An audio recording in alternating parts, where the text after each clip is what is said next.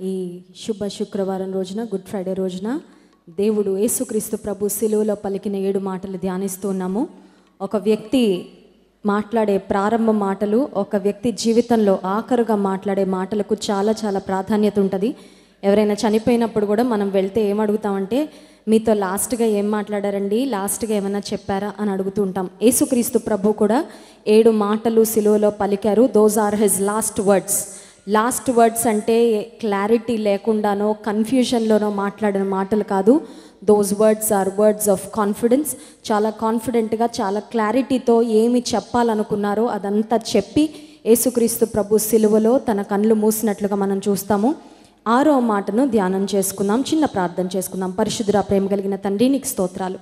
నీ సిలువను ధ్యానం చేసుకోవడానికి ఈ శుభ శుక్రవారం రోజున మా అందరికి ఇస్తున్న తరుణాన్ని బట్టి స్తోత్రాలయ్యా. నీ సిలువను తేరి చూడడానికి, నీవు నా కొరకు మా కొరకు సిలువలో పడిన ఆ శ్రమలు, ఆ బాధలు, ఆ నిందలు, అవమానం అంతటిని ధ్యానించడానికి మీరు చూపుతున్న కృపను బట్టి స్తోత్రాలు. సిలువను స్పష్టంగా చూసే కొలది నిన్ను ఇంకెక్కువగా మేము ప్రేమించడానికి, నీ కొరకు ఇంకెక్కువగా నమ్మకమైన సాక్షులుగా జీవించడానికి మా అందరి హృదయాలను మీరే ప్రేరేపించండి. నీ పట్ల గొప్ప ప్రేమతో, విశ్వాసముతో నాయన నిబద్ధతతో మా హృదయాలను నింపండి. నీ వాక్యము ద్వారా మా అందరితో మాట్లాడుమని, నన్ను మీ సిలువ చాటును మరుగుపరచుమని యేసునామమున ప్రార్థిస్తున్నాం తండ్రి, ఆమేన్. యోహాను సువార్త 19వ అధ్యాయము 30వ వచనంలో యేసు ప్రభు పలికిన 6వ మాటను మనం చూస్తున్నాం. యేసు ఆ చిరక పుచ్చుకొని సమాప్తమైనదని చెప్పి తల వంచి ఆత్మను అప్పగించెను. 6వ మాట సమాప్తమైనది. 6వ మాటలో 6 అక్షరాలు ఉన్నాయి. సమాప్తమైనది అని తెలుగులో మనం కౌంట్ చేస్తే ఎగ్జాక్ట్గా 6 లెటర్స్ ఉన్నాయి, 6 అక్షరాలు ఉన్నాయి. 6 అనేది మానవ సంఖ్య అని మనం గమనించాలి. మానవులమైన మనందరి కొరకు ఏ పాప ప్రాయశ్చిత్తాన్ని, ఏ విమోచన కార్యాన్ని జరిగించడానికి యేసు ప్రభు ఈ లోకానికి వచ్చారో ఆ కార్యాన్ని సమాప్తం చేశారు. ఇంగ్లీష్ బైబిల్లో సమాప్తమైనది అనే మాటకు ఇట్ ఈస్ ఫినిష్డ్ అనే మాట రాయబడి ఉంటుంది. యేసు ప్రభు ఐ యామ్ ఫినిష్డ్ అనలేదు.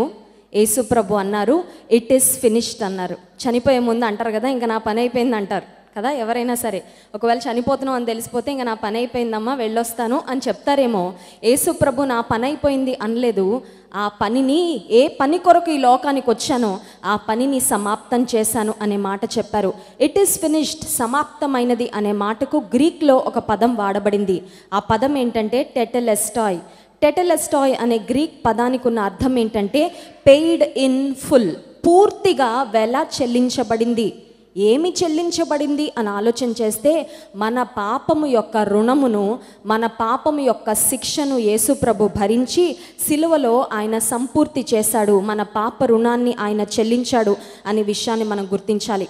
ఇట్ ఈస్ ఫినిష్డ్, సమాప్తమైనది అనే ఈ మాట యేసు ప్రభు చెప్పడంలో ఆయన ఏమి సమాప్తం చేశాడో ఒక 5 ప్రాముఖ్యమైన అంశాలు మీకు జ్ఞాపకం చేస్తాను. మొదటి అంశం చూడండి, లూకాసు వార్త 4వ అధ్యాయము 18, 19 వచనాలు చదువుకుందాం. లూకాసు వార్త 4వ అధ్యాయం 18, 19 వచనాలు. ప్రభు ఆత్మ నా మీద ఉన్నది, బీదలకు సువార్త ప్రకటించుటకై ఆయన నన్ను అభిషేకించెను. చెరలో ఉన్న వారికి విడుదలను, గ్రుడ్డి వారికి చూపును కలుగునని ప్రకటించుటకును, నలిగిన వారిని విడిపించుటకును, ప్రభు హితవత్సరము ప్రకటించుటకును ఆయన నన్ను పంపియున్నాడు. The reason why Jesus came into this world, యేసు ప్రభు ఈ లోకానికి రావడానికి గల కారణం ఏంటి అని ఆలోచిస్తే, బీదలకు సువార్త ప్రకటించడానికి, ప్రభు హితవత్సరం ప్రకటించడానికి, చెరలో ఉన్న వారిని విడిపించడానికి, వ్యాధిగ్రస్తులను బాగు చేయడానికి యేసు ప్రభు వచ్చాడు.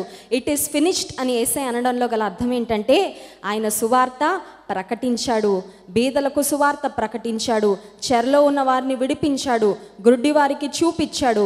అంత మాత్రమే కాదు, ప్రభు యొక్క హితవత్సరాన్ని ప్రకటించాడు. రెండవ కారణం, why did Jesus come into this world, ఏమి ఆయన సంపూర్తి చేశాడని ఆలోచిస్తే యోహాను సువార్త 10వ అధ్యాయం 10వ వచనం 2వ భాగాన్ని చూద్దాం. చూడండి, యోహాను సువార్త 10వ అధ్యాయం 10వ వచనం.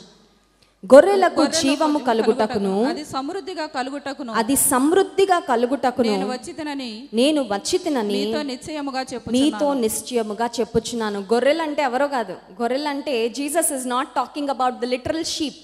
నిజంగా గొర్రెలు అనగానే గొర్రెలేమో ఎడ్లు అంటే ఎడ్లు అలా అనుకుంటాం, కానీ ఇక్కడ యేసుప్రభు గొర్రెలకు జీవము కలుగుటకు అనే మాటలో గల అర్థం ఏంటంటే, మంచి కాపరి గొర్రెల కొరకు తన ప్రాణం పెట్టినన్నాడు కదా, ఆయన మంచి కాపరిగా వచ్చాడు.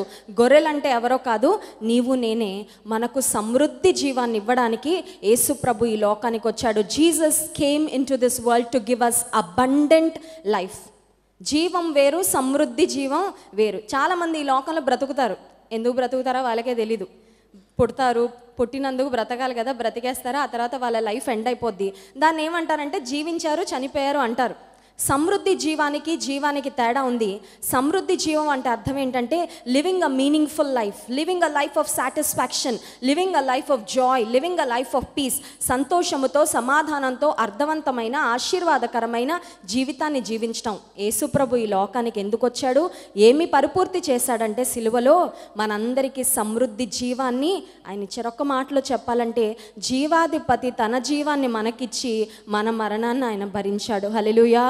ఎంత గొప్ప దేవుడు అండి మన దేవుడు. మూడవ పని, యేసు ప్రభు ఏ పని చేయడానికి లోకానికి వచ్చాడు, ఏమి సంపూర్తి చేశాడు. 1 యోహాను పత్రిక 3వ అధ్యాయము 8వ వచనం ఆఖరు మాట చూద్దాం. చూడండి, 1 యోహాను పత్రిక 3వ అధ్యాయం 8వ వచనం. అపవాది యొక్క క్రియలను లయపరచుటకే దేవుని కుమారుడు ప్రత్యక్షమాయను. అపవాది యొక్క క్రియలను లయపరచుటకే. ఇందాక యోహాను సువార్త 10వ అధ్యాయం 10వ వచనంలో మొదటి భాగంలో ఉంటుంది, దొంగతనమును, హత్యను, నాశనమును చేయుటకు వచ్చును గాని మరి దేనికి రాడని.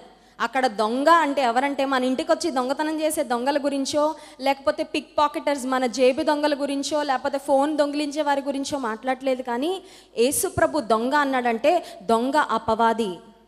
అపవాదేమో నీ జీవితంలో ఉన్న సంతోషాన్ని, సమాధానాన్ని, నీ జీవితంలో ఉన్న సంతృప్తిని దొంగిలించి నిన్ను సమృద్ధి జీవం పొందకుండా ఉండడానికి ప్రయత్నం చేస్తూ ఉంటే యేసుప్రభు ఈ లోకానికి ఎందుకు వచ్చాడంటే మనకు సమృద్ధి జీవం ఇవ్వడానికి. అంత మాత్రమే కాదు, అపవాది యొక్క క్రియలను లయపరచడానికి. He came to destroy the works of the devil. So యేసుప్రభు ఏ పనిని సంపూర్తి చేశాడంటే, ఒకటేమో కన్స్ట్రక్టివ్ వర్క్, ఇంకోటేమో డిస్ట్రక్టివ్ వర్క్. కన్స్ట్రక్టివ్ వర్క్ ఏంటి, ఆయన ఏం కట్టాడంటే దేవుని రాజ్యాన్ని కట్టాడు. మనందరినీ దేవుని రాజ్య సంబంధులుగా చేశాడు. మనందరం యాక్చువల్గా పుట్టిన ప్రతి ఒక్కరు నరకానికి క్యూ కట్టుకొని వెళ్ళిపోవాలి, కానీ యేసుప్రభు మధ్యలో వచ్చి నిలబడి నా శిక్షణ ఆయన సిలువలో భరించి నిన్ను నన్ను పాపము నుండి విడిపించి మన రూట్ మార్చాడు. హల్లెలూయా! అందుకే ఒక దైవజనుడు ఏమన్నాడంటే, యేసుప్రభు ఈ లోకంలో పుట్టడం ద్వారా ఇక్కడ జనాభా సంఖ్య పెరగడం కాదు కానీ పరలోకంలో జనాభా సంఖ్య పెంచాడంట. హల్లెలూయా! మనందరం భూలోకంలో పుట్టగానే జనాభా సంఖ్యలో +1 అని రాసుకుంటారు కదా. యేసుప్రభు పుట్టినప్పుడు కూడా +1 అయింది బెత్లెహేములో ఆయన పుట్టినప్పుడు. అయితే పరలోకంలో కొన్ని కోట్ల కొలది ఆత్మలను నరకం నుండి పరలోకం వైపుగా ఆయన నడిపించడానికి నా కొరకు ఈ లోకంలో పుట్టాడు. సో మూడవ కారణం ఏంటంటే, ఒకటి constructive work. He built the Kingdom of God. దేవుని రాజ్యాన్ని ఆయన కట్టాడు, అపవాది రాజ్యాన్ని కూలగొట్టాడు. అపవాది యొక్క కార్యాలను, అపవాది యొక్క క్రియలను లయపరచడానికి లోకానికి వచ్చాడు. యేసు ప్రభు ఏ కార్యం చేయడానికి లోకానికి వచ్చాడు, ఆ కార్యాన్ని ఆయన సంపూర్తి చేశాడు. 4వ కారణం చూడండి, 1 తిమోతి పత్రిక 1వ అధ్యాయం 15వ వచనం. 1 తిమోతి పత్రిక 1వ అధ్యాయం 15వ వచనం.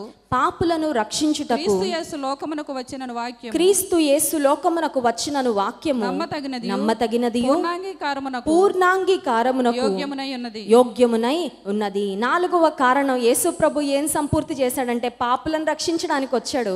అందుకే యేసు అనే మాటకు అర్థం ఏంటంటే రక్షకుడు అని అర్థం. The very meaning of the word Jesus is saviour. రక్షకుడుగా ఈ లోకానికి యేసు ప్రభు వస్తే నిన్ను నన్ను మన పాపము నుండి రక్షించాడు. సిలువలో ఆ రక్షణ కార్యాన్ని యేసుక్రీస్తు ప్రభు సంపూర్తి చేసినట్లుగా మనం చూస్తున్నాం. చాలాసార్లు ఒక డౌట్ వస్తుంది మనకు, అదేంటంటే పాపిని యేసు ప్రభు ఎలా ప్రేమించాడండి, మేమే ప్రేమించలేం అని అనిపిస్తూ ఉంటుంది. ఎప్పుడైనా అనిపించిందా మీకు? మన పిల్లలు కనుక బురదలో ఆడొచ్చారనుకోండి, నువ్వు బురదలో ఆడొచ్చావు కాబట్టి నువ్వు నాకు అక్కర్లేదని పిల్లల్ని అలా బయటకు పంపించేస్తామా? లేకపోతే పిల్లల్ని ఇంట్లోకి తీసుకొని వారి బురదంతా కడిగేసి చక్కగా మళ్ళీ మనం హక్కును చేర్చుకుంటామా?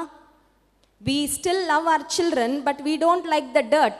వారి చుట్టూ వారి మీద ఉన్న మురికిని మనం అసహించుకుంటాం, కానీ మన బిడ్డలను మనం ప్రేమిస్తూనే ఉంటాం. దేవుడు కూడా అదే చేస్తూ ఉంటాడు. God loves sinners but he hates sin. దేవుడు పాపమును ద్వేషిస్తాడు, కానీ పాపిని ప్రేమిస్తున్నాడు. కారణం ఏంటంటే నిన్ను నన్ను ఆయన పోలికలో చేసుకున్నాడు. హల్లెలూయా. మాకు 3 పిల్లల్ని ఇచ్చాడు దేవుడు. మొదటి 2 పిల్లలు పుట్టినప్పుడు పెద్ద పాపను చూసి జాన్ వెస్లీ గారిలా ఉన్నారని కానీ చాలా ఆనందపడ్డాను. ఎందుకంటే జాన్ వెస్లీ గారిలా ఉంటే ఆయనకే ఆనందం, నాకు ఆనందం. రెండో పాప పుట్టగానే నాలా ఉందని మాత్రం ఎవరు చెప్పట్లేదు. సరే, కొంతమంది మా వదిన గారిలా ఉంటున్నారని చెప్తున్నారు. అయితే 3వ బేబీ కడుపులో ఉన్నప్పుడు ఒకరోజు మోకాళ్ళు వేసి అడిగాను దేవుణ్ణి సీరియస్గా, ఏమనంటే ఈ 3 పిల్లల్ని 9 నెలలు కని 9 నెలలు మోసి కష్టపడి కంటే ఒక్కరినైనా నా పోలికలో పెట్టవానైనా అని అడిగాను.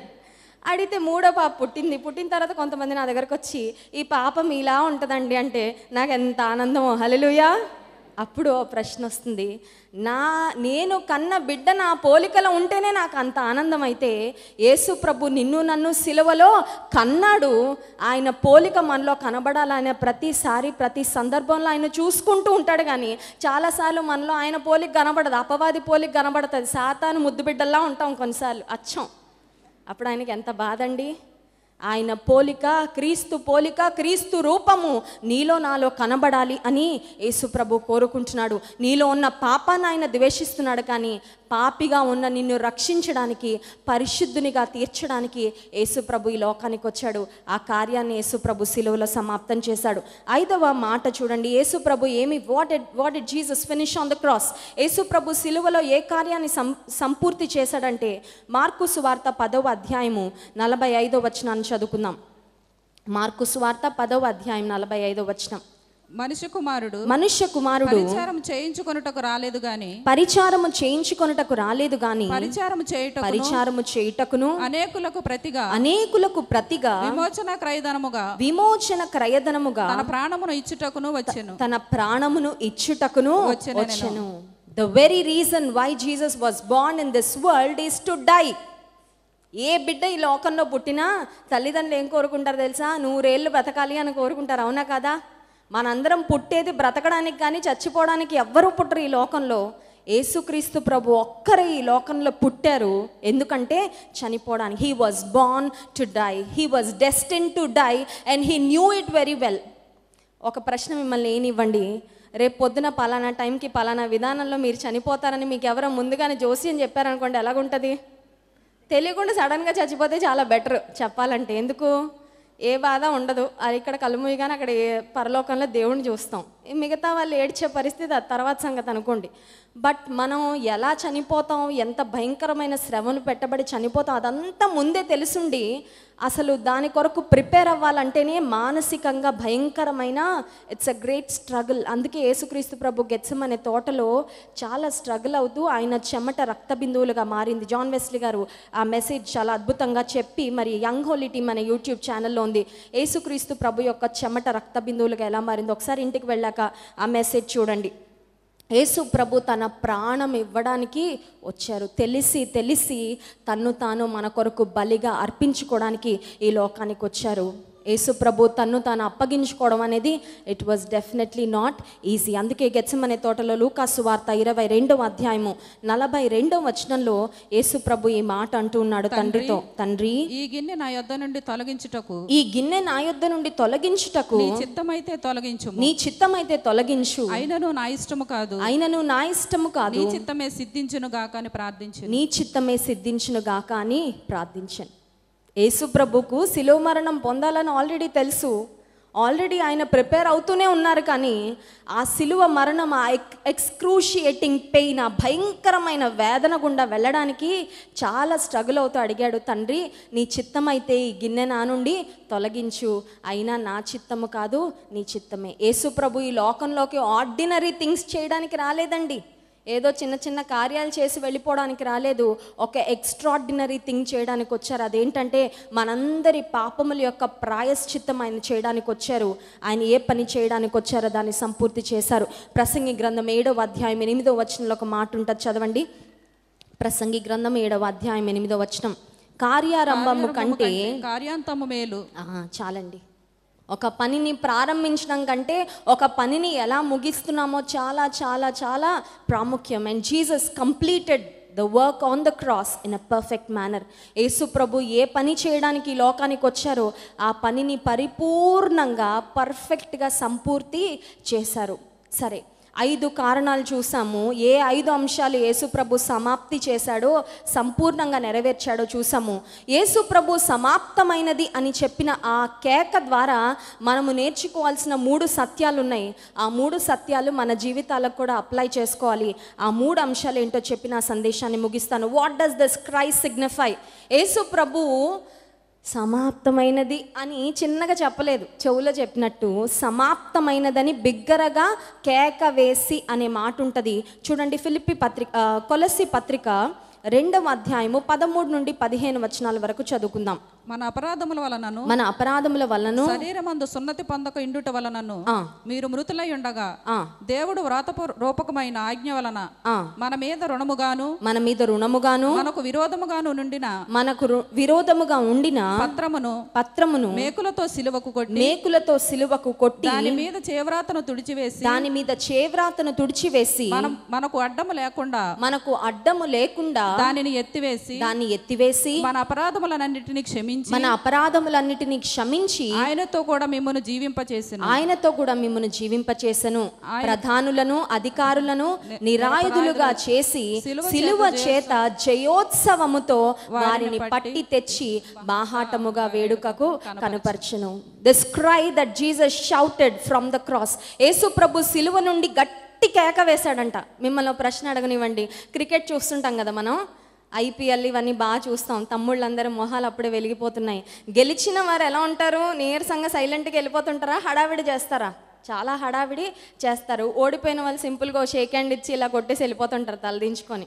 సరే, బెటర్ లక్ నెక్స్ట్ టైం అనుకొని. యేసు ప్రభు సిలువలో వేసిన ఆ కేక విజయోత్సవముతో వేసిన కేక. It was a cry of victory. యేసు ప్రభు బిగ్గరగా కేక వేశాడంట సమాప్తమైనదని. అది ఓడిపోతూ వేసిన కేక కాదు, విజయోత్సవముతో వేసిన కేక. ఏం సాధించాడండి యేసు ప్రభు అంటే? ఏ పని చేయడానికి వచ్చాడో ఆ పనినంతా పర్ఫెక్ట్గా సంపూర్తి చేసి విజయోత్సవముతో ఆయన కేక వేశాడు. యేసు ప్రభు సిలువలో ఏం జయించాడంటే సాతానును జయించాడు, లోకాన్ని జయించాడు. Jesus won over Satan and over the world on the cross of Calvary. యేసుక్రీస్తు ప్రభు సిలువలో జయించాడు. నేను చిన్నప్పుడు స్కూల్లో చదువుకుంటూ ఉన్నప్పుడు 2nd క్లాస్లో అనుకుంటే, ఇఫ్ ఐ రిమెంబర్, మా ప్రిన్సిపల్ సార్ వాళ్ళ కొడుకు ఒకరోజు నా దగ్గరకు వచ్చి క్లాస్లో నేను ఒక్కదాన్ని క్రిస్టియన్ని బ్లెస్సి కొన్ని కార్స్లో చూశాను, క్రిస్టియన్ కార్స్లో జీసస్ నెవర్ ఫెయిల్స్ అని చూశాను. మీ జీసస్ ఫెయిల్ అయిపోయాడు కదా అని అడిగాడు. ఏం ఫెయిల్ అయిపోయాడు మా జీసస్ అంటే? మీ జీసస్ సిలువలో చచ్చిపోయాడు కదా, సిలువలో నిస్సహాయంగా బలహీనుడుగా ఏమీ చేయలేని చేతగాని వాడుగా ఆ మేకులకు మరి దిగగొట్టబడి అలా నిస్సహాయంగా కనబడితే నాకు అర్థమైంది ఏంటంటే Jesus failed on the cross అని అన్నాడు. నిజానికి ఇది శుభ శుక్రవారం ఎందుకైందంటే ఇది మనం బాధపడిపోవాల్సిన శుక్రవారం కాదండి. యేసు ప్రభు మన కొరకు మరణాన్ని జయించిన, మన కొరకు మరణ వేదన పొందాడు. ఆయనే కనుక సిలువకు వెళ్ళకపోయింటే మనలో ఏ ఒక్కరికి పరలోకము లేదు, మనలో ఏ ఒక్కరికి దేవునితో ఒక సత్సంబంధము లేదు. యేసు ప్రభు సిలువలో ఓడిపోలేదు. ఇన్ఫ్యాక్ట్ యేసు ప్రభు సిలువలో జయించాడు. హల్లెలూయా. He won on the cross. So మొదటిది ఏంటంటే యేసు ప్రభు విజయోత్సవముతో వేసిన కేక. రెండవది, యేసు ప్రభు సిలువలో పలికిన సమాప్తమైనదనే కేక నుండి మనం ఏం నేర్చుకోవాలంటే ఫిలిప్పీ పత్రిక 2వ అధ్యాయం 8వ వచనాన్ని చదువుకుందాం. మరియు ఆయన ఆకారమందు మనుష్యుడుగా కనబడి మరణము పొందునంతగా అనగా సిలువ మరణము పొందునంతగా విధేయత చూపిన వాడై తన్ను తాను తగ్గించుకొనెను. యేసు ప్రభు సిలువలో ఏమి సమాప్తం చేశాడు? ఆయన సిలువలో సమాప్తమైనదని చెప్పిన ఆ కేక నుండి మనం ఏం నేర్చుకోవాలంటే పరిపూర్ణమైన విధేయత ఆయన చూపించాడు. తండ్రికి పరిపూర్ణమైన విధేయత ఆయన కనుపరిచాడు. He said, I completely obey to the father's will. తండ్రి యొక్క చిత్తానికి నేను పరిపూర్ణంగా విధేయత చూపించాను. నా విధేయత కూడా సమాప్తము అయిపోయింది. హార్డెస్ట్ థింగ్ పిల్లలకి, యవ్వనస్తులకి ఏంటంటే మాట వినడం. అవునా కదా? నేను ఆ స్టేజ్ నుంచి వచ్చాను. ఇప్పుడు మా పిల్లల్ని చూస్తున్నాను కదా, కష్టమైన పని ఏంటంటే మాట వినడం. అమ్మ నాన్న ఏం చెప్పారు అది చేయడం మనకి ప్రపంచం మొత్తంలో చాలా కష్టమైన పని. కానీ యేసుప్రభు అన్నాడు, పిల్లలారా ప్రభునందు మీ తల్లిదండ్రులకు విధేయులై ఉండుడి, ఇది ధర్మమే అన్నాడు. So obedience starts from your home. కనిపించే తల్లిదండ్రులకు విధేయత చూపించలేని వారు కనిపించని దేవునికి ఎట్టి పరిస్థితుల్లో విధేయత చూపించలేరు. అందుకే దేవుడు చెప్పాడు, ముందు మీ తల్లిదండ్రులకు విధేయులుగా ఉండండి, ఆ తర్వాత మీరు ఖచ్చితంగా నాకు కూడా విధేయులుగా ఉంటారని. యేసుక్రీస్తు ప్రభు దేవాతి దేవుడై ఉండి సహా మానవ రూపంగా అవతారం ఎత్తి ఆయన ఈ లోకానికి వచ్చినప్పుడు తండ్రి చిత్తానికి పరిపూర్ణంగా తను అప్పగించుకొని ఆయన విధేయతను కనుపరిచాడు. సో రెండవదిగా నీవు నేను నేర్చుకోవాల్సింది ఏంటంటే, మనము కూడా దేవునికి పరిపూర్ణమైన విధేయతను కనుపరిచే వారంగా ఉండాలి. మొదటిదేమో విజయాన్ని మన జీవితంలో కలిగి ఉండాలి, రెండవదేమో విధేయతను మన జీవితంలో కలిగి ఉండాలి. మూడో అంశాన్ని చెప్పి ముగిస్తాను. యేసు ప్రభు సమాప్తమైనదని వేసిన ఆ కేక నుండి మనం నేర్చుకోవాల్సిన మూడవ పాఠం ఏంటంటే, 2 తిమోతి పత్రిక 4వ అధ్యాయము 6 నుండి 8 వచనాల వరకు చదువుకుందాం. 2 తిమోతి పత్రిక 4వ అధ్యాయము 6 నుండి 8 వచనం. నేను ఇప్పుడే పానార్పణముగా పోయబడుచున్నాను, నేను వెడలిపోవు కాలము సమీపమై ఉన్నది, మంచి పోరాటము పోరాడి తిని, నా పరుగు కడముట్టించి తిని, విశ్వాసమును కాపాడుకొంటిని. ఇక మీదట నా కొరకు నీతి కిరీటం ఉంచబడి ఉన్నది. ఇది అపోస్తలుడైన పౌలు యవనస్తుడైన తిమోతికి రాసిన పత్రిక. These are farewell words of apostle Paul. అపోస్తలుడైన పౌలు ఇంకా అతని మరణం సమీపించిందని గుర్తించిన సమయంలో అతని జీవితం గురించి తను చెప్పుకుంటున్న ఫేర్వెల్ వర్డ్స్ అనమాట. తన జీవితం గురించి తను చెప్పుకుంటున్న మాటలు ఏంటంటే, మంచి పోరాటం పోరాడాను, నా పరుగు కడముట్టించాను, విశ్వాసాన్ని కాపాడుకున్నాను. ఇవన్నీ చేసిన తరుణంలో నాకు తెలుసు, నా కోసం దేవుడు నీతి కిరీటాన్ని దాచిపెట్టాడు. యేసుక్రీస్తు ప్రభు కూడా మన కొరకు ఏమి చేయడానికి ఈ లోకానికి వచ్చాడు. He fulfilled the purpose why he came into this world. ఆయన ఏ కారణం కొరకు ఈ లోకానికి వచ్చాడో ఆ కారణాన్ని నెరవేర్చాడు. ఒక మాటలో చెప్పాలంటే, జీసస్ లివ్డ్ అ పర్పస్ఫుల్ లైఫ్. కారణ జన్ముడుగా యేసుప్రభు ఈ లోకంలో పుట్టాడు, ఆ కారణాన్ని ఆయన సంపూర్తి చేశాడు. ఈ మూడవ అంశం నుండి నీకు నాకు ఒక ఛాలెంజ్. అదేంటంటే, నీవు కూడా ఒక కారణ జన్ముడివే. You are not born on this earth for no reason. ఎందుకో పుట్టానండి. పెద్దలో సామెత అంటారు, ఏమనంటే, గురి లేని బ్రతుకు గుడ్డి బ్రతుకు అంటారు. విన్నారా? గురి లేని బ్రతుకు గుడ్డి బ్రతుకు. కొంతమంది ఎందుకు బ్రతుకుతున్నాం అంటే తెలీదు.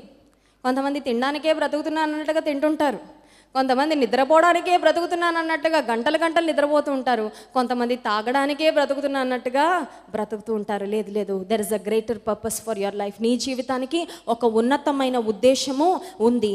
ఒక మాటలో చెప్పాలంటే, Jesus came with a purpose, Jesus lived for a purpose and he died for a purpose. యేసుప్రభు కారణంతో పుట్టాడు, ఆయన ఆ కారణం కొరకే బ్రతికాడు. ఆయన ఏ కారణం కొరకు చనిపోవాలో ఆ కారణం కొరకే మనందరి పాప ప్రాయశ్చిత్తము నిమిత్తము ఈ లోకంలో ఆయన చనిపోయాడు. సమాప్తమైనది అని యేసుప్రభు చెప్పడంలో నీవు నేను ఒక విషయం గుర్తించాలి. అదేంటంటే, దేవునితో నీకు నాకు ఒక సత్సంబంధం కావాలంటే మనం క్రియలు ఏమీ చేయక్కర్లేదు. మనం చేయాల్సిన క్రియలన్నీ యేసుప్రభువే సిలువలో మనందరి కొరకు బలిగా అర్పించబడ్డాడు. నీవు నేను చేయాల్సింది ఏంటంటే, కేవలము యేసుక్రీస్తు ప్రభు మన కొరకు సిలువలో చేసిన ఆ రక్షణ కార్యమునందు విశ్వాసం ఉంచడం ద్వారా, యేసు ప్రభు యందు విశ్వాసం ఉంచడం ద్వారా దేవునితో ఒక చక్కని సత్సంబంధాన్ని మనం కలిగి ఉంటాము, రక్షణ పొందుతాము, నిత్య జీవాన్ని మనం పొందుకుంటాము. ఒక్క మాట నేను చెప్పి ముగిస్తాను. మైల్స్ మన్రో అనే ఒక గొప్ప దైవజనుడు ఉన్నాడు. You can search him on YouTube, internet. ఇప్పుడు సజీవంగా లేరండి, కొన్ని సంవత్సరాల క్రితం ఆయన మరణించారు. మైల్స్ మన్రో అనే దైవజనుడు ఒక కొటేషన్ చెప్పారు. అదేంటంటే, it is not about whether you die young or die old but die empty అన్నాడు. మీరు యవ్వన కాలంలో చచ్చిపోతారా, ముసలోళ్ళు అయ్యాక చనిపోతారా ముఖ్యం కాదు, కానీ ఖాళీగా చచ్చిపోండి అన్నాడు. అదేంటండి, ఎప్పుడు వినలేదు అనుకుంటున్నారా కాన్సెప్ట్? అందరం ఏం కోరుకుంటామంటే, వృద్ధాప్యంలోకి వచ్చాక చనిపోవాలనుకుంటాం. 100 సంవత్సరాల ముసలమ్మ, సెంచరీ కొట్టిన ముసలమ్మని కూడా వెళ్ళి అడగండి, అమ్మ ఇంకెళ్తావా పైకి, ఇంకొకళ్ళకి ప్లేస్ ఇద్దు కానీ అని అంటే ఏమంటారు తెలుసా? ఇంకొంతకాలం బతకాలనుంది బాబు అంటది. ఎవ్వరికి చనిపోవాలని ఇష్టం ఉండదు. We all want to die old. వృద్ధాప్యంలో చనిపోవాలని ప్రతి ఒక్కరు కోరుకుంటారు. కానీ ఒక ప్రశ్న మిమ్మల్ని అడగనివ్వండి. If you live a purposeless life, కారణం లేకుండా నువ్వు బ్రతుకుతుంటే, యాంత్రికంగా బ్రతుకుతుంటే, ఎందుకు బ్రతుకుతున్నానో తెలియకుండా బ్రతుకుతుంటే, నీ బ్రతుకు వల్ల ఎవ్వరికీ ప్రయోజనం ఉండదు. కొన్నిసార్లు కొన్ని కుటుంబాల్లో కొంతమంది వెయిట్ చేస్తుంటారు వీళ్ళు ఎప్పుడు పోతారా అని, ఎందుకంటే వారి జీవితానికి ఒక కారణం లేదు. సో యేసు ప్రభు ఎంతకాలం బ్రతికారండి? కేవలం 33.5 సంవత్సరాలు మాత్రమే. ఒక మనిషి యావరేజ్గా లైఫ్ స్పాన్ 70 years అనుకుంటే 35 ఏళ్ళు కూడా బ్రతకలేదు, హాఫ్ లైఫ్ కూడా బ్రతకలేదు. ఒక యావరేజ్ పర్సన్ బ్రతికే జీవితంలో హాఫ్ కూడా బ్రతకలేదు. కానీ ఈ ప్రపంచం మొత్తాన్ని 33.5 yearsలో నా యేసయ్య ఇంపాక్ట్ చేశాడు. హల్లెలూయా, గట్టిగా చప్పట్లు కొట్టేసాను, మహింపరుద్దాం. 70 సంవత్సరాలు 100 సంవత్సరాలు బ్రతికిన వాళ్ళు కూడా ఇంపాక్ట్ చేయలేరేమో. సృష్టికర్త దేవాది దేవుడు ఈ లోకంలో పుడితే చాలామంది అనుకున్నారు ఇట్ ఈస్ ఫినిష్డ్ అనగానే ఆ చుట్టూ ఉన్న రోమా సైనికులు అనుకుంటారు he is finished, chapter close, ఇంక యేసు ప్రభు గురించి ఎవ్వరూ మాట్లాడరు అనుకుంటారు. యేసు ప్రభు ప్రపంచం నానాటికి ఎక్కువ అవుతూనే ఉంది, ఇంకెప్పటికీ ఎక్కువ అవుతూనే ఉంటుంది. హల్లెలూయా. He lives for ever, he reigns for ever. Die empty అంటే ఏంటో చెప్తాను చూడండి. డై ఎంటీ అంటే ఏంటంటే, దేవుడు నిన్ను ఒక కారణంతో ఈ లోకంలో పుట్టిస్తాడు కదా, ఆ కారణాన్ని నువ్వు సార్థకం చేసుకోవడం. నీలో పెట్టిన తలాంతులు, నీలో పెట్టిన ప్రేమ, నీకిచ్చిన సమయము, నీకిచ్చిన పొటెన్షియల్, దేవుని మహిమ కొరకు నిన్ను నన్ను ఈ లోకంలో కలుగు చేశాడు. ఆయన మహిమ కొరకు ఎప్పుడు బ్రతుకుతావో, ఆయన నీ ద్వారా చేయించుకోవాలనుకున్న కార్యాలన్నీ ఎప్పుడు చేసేస్తావో, ఇంకా నువ్వు ఎంటీ అయిపోతావో, అప్పుడు చక్కగా ఎప్పుడు సర్దుకున్నా పర్లేదు. అందుకే ఆ దైవచండు మాట అంటాడు, ఏమనంటే burial ground, grave yard is a rich place అంట. గ్రేవ్ యార్డ్ చాలా రిచ్ ప్లేస్ అంట. గ్రేవ్ యార్డ్ ఏం రిచ్ ప్లేస్ అండి? సమాధుల తోటకు అసలు వెళ్ళాలనే మాకు ఇష్టం ఉండదు, అక్కడ ఎముకలు ఇవే కదా అస్థిపంజరం, గుళ్ళు ఇవన్నీ ఉంటే మాకు ఇష్టం లేదు అంటారేమో. సమాధుల తోట ఎందుకు రిచ్ ప్లేస్ అంటే, అక్కడ రాయబడని పుస్తకాలు చాలా ఉంటాయంట, చదవబడని డిగ్రీలు చాలా ఉంటాయంట. కొంతమంది ఇన్ని డిగ్రీలు చదివేద్దాం అనుకుంటారు, ఇన్ని డిగ్రీలతో ఆపేస్తారు. కొంతమంది ఎన్నో సాధించాలనుకుంటారు, ఏమీ సాధించకుండా వెళ్ళిపోతారు. అందుకే ఆ స్థలం చాలా రిచ్ ప్లేస్ అంట. Because people are not dying empty, ఖాళీగా చచ్చిపోట్లా. దేవుడు వారు చేయాలనుకున్నవి, దేవుని ఉద్దేశాలు ఎన్నో ఉన్నా అవి ఏమీ నెరవేర్చకుండానే చాలామంది చనిపోతున్నారు. యేసుక్రీస్తు ప్రభు శిలువలో పలికిన ఈ ఆఖరు మాట మనందరికీ ఖచ్చితంగా స్ఫూర్తినివ్వాలి. అయ్యా, నన్ను ఎందుకు ఈ లోకంలో పుట్టించావో, ఈ జన్మ నాకు ఎందుకు ఇచ్చావో, నువ్వైతే నీ జన్మని సార్థకం చేసుకొని వెళ్ళిపోయావు, సమాప్తమైనదని విజయోత్సాహంతో కేక వేసి వెళ్ళిపోయావు ప్రభా. నా దినము, నా గడియ, నా సమయం ఎప్పుడు వస్తుందో నాకైతే తెలీదు. మీకు తెలుసా అండి మీ సమయం? మనకెవరికి తెలీదు. సమయం ఉండగానే దేవుడిస్తున్న అవకాశాలు, దేవుడిస్తున్న బలమైన వాక్యము, ఇవన్నిటిని వింటూ ఆయన కోసం ఏం చేయగలము, ఆయన ఎక్స్పెక్టేషన్స్ ఏంటో. చాలాసార్లు మనకి మన లైఫ్ కోసం డ్రీమ్స్ ఉంటాయి, హోప్స్ ఉంటాయి, ఇలా చేయాలి అలా చేయాలని ప్లానింగ్ ఉంటుంది. కానీ మన జీవితం కోసం మనం వేసుకున్న ప్రణాళికలు, మన కళలు, మన దర్శనాలు కాదు. అయ్యా, నీ చిత్తము, నీ ఉద్దేశం నేను నెరవేరుస్తూ help me to fulfil my purpose on earth. ఈ లోకంలో నన్ను ఎందుకు సృష్టించావో ఆ ఉద్దేశాన్ని నేను నెరవేర్చడానికి సహాయం చేయని అడుగుదాం. అటువంటి కృప దేవుడు మనందరికీ దయచేయనుగాక. ఆమేన్.